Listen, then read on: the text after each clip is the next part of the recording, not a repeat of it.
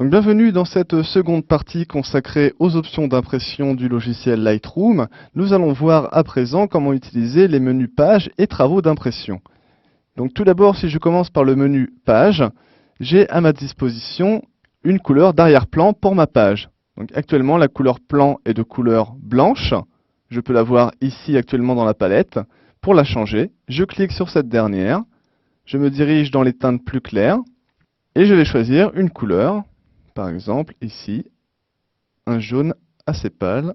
Donc, je clique dessus avec la pipette et j'appuie sur la croix pour refermer ma fenêtre. Donc, je vois bel et bien la couleur d'arrière-plan qui a été appliquée sur ma page. Je vais également pouvoir appliquer sur cette feuille une plaque d'identité. Donc, en cochant l'option plaque d'identité, je vais pouvoir insérer mon nom dans l'impression. Donc ici, j'ai un exemple avec un nom, Bernard Durand, un nom généré par défaut, que je retrouve ici. En cliquant dessus, je constate qu'il est composé de différents points d'ancrage sur lesquels je vais pouvoir jouer pour l'agrandir ou le réduire. Donc, je vais également pouvoir l'orienter en appuyant sur l'angle ici en haut à droite, ce qui va me permettre de faire une rotation à 90 degrés, 180 ou moins 90 degrés. Donc je vais pouvoir le mettre par exemple dans ce sens-là, l'appliquer contre un côté de mon image, et comme je ne le vois pas très bien, je vais pouvoir également utiliser une couleur de remplacement. Donc, je vais choisir toujours à l'aide de la palette. Donc je vais choisir, voilà, je vais rester sur un bleu assez foncé, comme cela. Donc je choisis et je referme la palette. Donc je peux voir ici donc le nom de la personne qui est affiché sur les photos. Donc cela peut être assez utile pour insérer par exemple un copyright sur vos images. Nous allons également pouvoir modifier l'opacité, c'est-à-dire la transparence de ce nom, ainsi que son échelle, donc sa taille, que nous pouvons également, comme nous l'avons vu, utiliser de manière manuelle. Nous allons pouvoir également appliquer ce rendu, donc ce texte derrière l'image, mais également sur chacune de nos images. Donc ici nous avons 4 images. En cochant cette option, le nom est appliqué sur chacune des images. Ensuite, si je décoche l'option, je vais pouvoir également appliquer un filigrane. Donc un filigrane va être une image ou un texte qui va être inséré sur nos photos de manière plus ou moins transparente.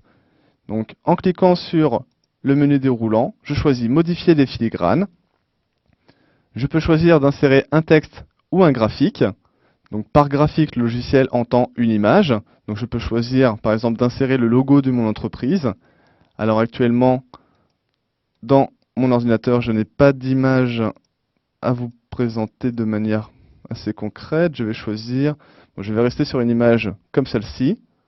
Afin de la mettre en filigrane, je vais pouvoir modifier son opacité, donc la rendre plus ou moins transparente.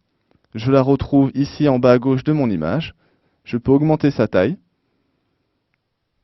Donc je vais la mettre, voilà, une taille à peu près comme cela. La mettre un peu plus transparente. Pouvoir lui appliquer une taille donc proportionnelle ou également la faire remplir toute mon image. Donc, je vais utiliser plutôt l'option proportionnelle pour la laisser de manière plus discrète sur mon image. Si je déroule encore les informations, je peux choisir de la faire ressortir de l'image, donc sur le plan horizontal ainsi que sur le plan vertical.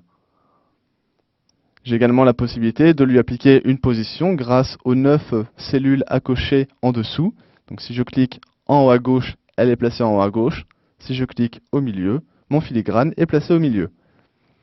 Je vais le laisser en bas à gauche et également la possibilité de lui appliquer une rotation. Donc j'appuie sur enregistrer une fois que j'ai fait mes réglages. Je dois lui donner un nom de paramètre prédéfini. Je vais l'appeler filigrane tout simplement. Et je valide en appuyant sur Créer.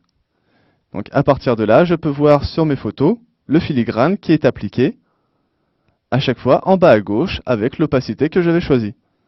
Si je descends encore un peu plus à l'aide de mon ascenseur, je vais pouvoir également afficher des options de page. Donc afficher les numéros de page que je vois apparaître en bas à droite, des informations sur la page qui apparaissent en bas de ma feuille, ainsi que les traits de coupe.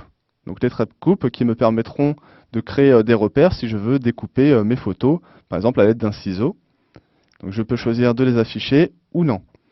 En dessous, je vais pouvoir afficher les informations de ma photo. Donc c'est-à-dire le nom de la photo, la résolution, etc.